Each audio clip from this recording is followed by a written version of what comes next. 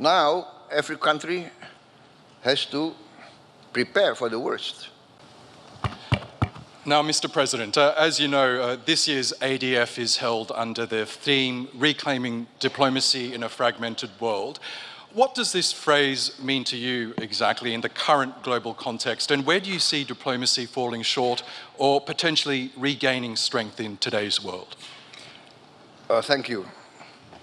To be very frank, I tend to be now a bit pessimistic about the success of diplomacy. But I realize that we cannot give up on diplomacy. Why do I say I'm pessimistic? Because what we see now in the reality, the real world, what we are witnessing now is actually the carrying out of the age-old adagium, the age-old, let us say, philosophy of Thucydides, the ancient Greek historian, who said that the strong will do what they can, and the weak will suffer what they must suffer. So this adagium is being played out in front of our eyes. What is happening is might becomes right. Who has the strength? Who has the capacity? Tend to do what they can do. And this is very, very distressing, very sad for the rules-based system that has been created after the Second World War by the Western powers themselves.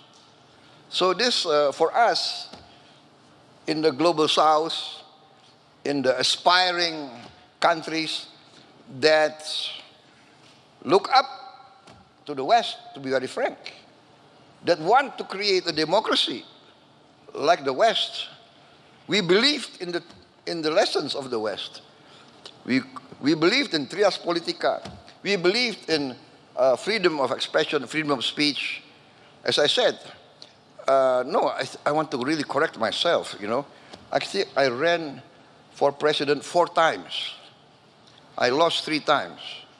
So what I'm saying is, I believe in democracy. I was a soldier. I was a general. At one time, I commanded the strongest military force in Indonesia, and then I was told to step down. In more direct language, I was fired. But I swore an oath to uphold the Constitution, and the Constitution says very clearly that the president has the supreme power over the armed forces. So when my president asked me to step down, I did not hesitate. I said, yes, sir. So what I'm saying is we believed in democracy. We believed in human rights. We believed in the rules-based order. But now, all of a sudden, we see before our eyes, let us say what President Erdogan mentioned, innocent children, innocent women, unarmed men being massacred in front of the eyes of the whole world. So, sorry. Sorry. So this is what I say. I do believe diplomacy is the only way, the best way. But I tend to be a bit sad. What this means is now every country has to prepare for the worst. This will take resources from us needed to eradicate poverty and eradicate hunger. Now we have to invest in a strong defense because we don't know what's going to happen next month, next week. So this is a bit saddening, actually. But yeah, if you want to ask me, I say that we have to go through diplomacy, but many countries now are assessing, I think, and are preparing for the worst. Preparing for the worst. Thank you. Well, Indonesia, as we know, is known as a strong advocate for a more just and balanced global order. It sounds like you want to carry that tradition as well. From your perspective, what would an ideal global order look like? Well, actually, we already have the format. We have the United Nations. We have many institutions which are doing great work. The WHO, many, the UNICEF, the FAO, the Food and Agriculture Organization, they're doing very, very great work, overcoming hunger, you know. So we do have a format. Now, for instance, maybe, you know, there are demands that Security Council, the permanent members, should be increased to represent the reality of this present world. We have big countries like India, big countries like Brazil, you know, many countries that represent a big segment of the world population that feel underrepresented in the highest organs of the United Nations. So actually, we already have a good format, and but then we are saddened that, you know, this good format that's proven effective, bringing down diseases, saving hundreds of thousands of lives everywhere,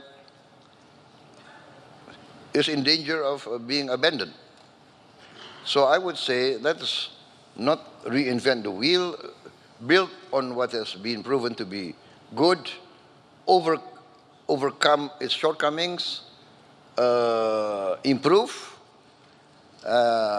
build on what has been achieved. That's my outlook, my position.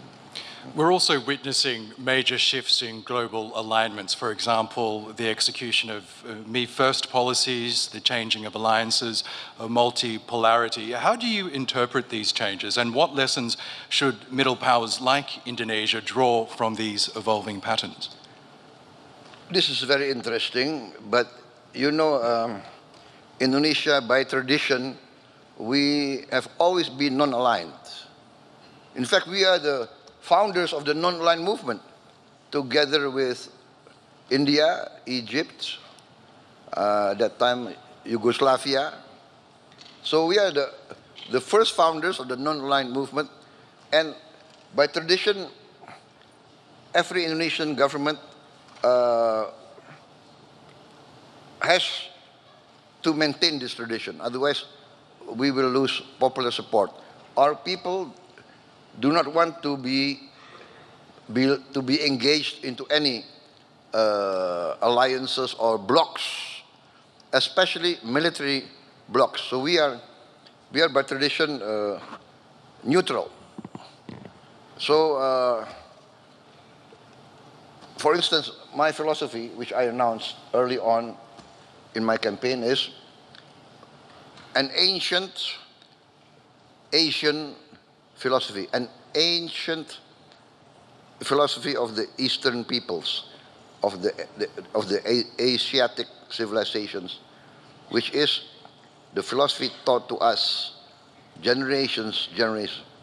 1,000 friends too few, one enemy too many. It's a very clear and simple sentence, but very difficult to achieve. 1,000 friends, too few. One enemy too many. But this is logical because, for instance, where I come from, Southeast Asia. Southeast Asia, 50 years ago, we were fighting amongst ourselves. We, neighbors, sending troops to each other's territories, claiming each other's territories. This is South Asia 50 years ago. You know, and then amongst the wise leaders at that certain time, at a certain point in history, the leaders of 5 Southeast Asian countries, right, Singapore, Malaysia, Thailand, Philippines, and came to realize, hey, we have urgent agenda for our people. We have to deal with poverty and hunger.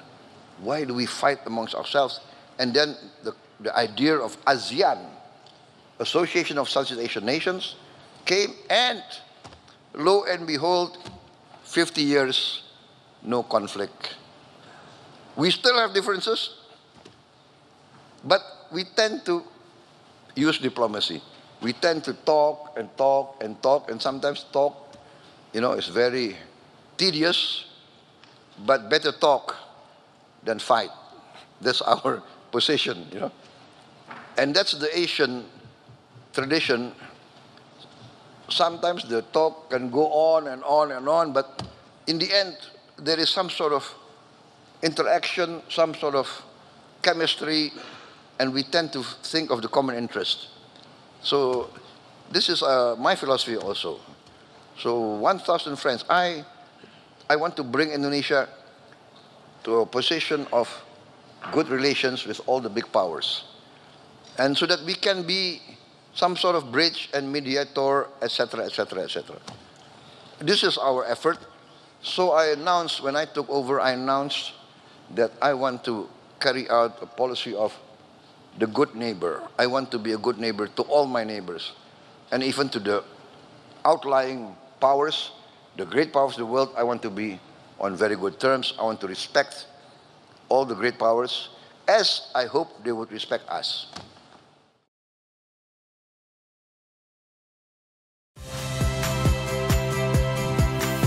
Saya Ihsan Sitorus. Saksikan program-program Kompas TV melalui siaran digital, pay TV, dan media streaming lainnya. Kompas TV, independen, terpercaya.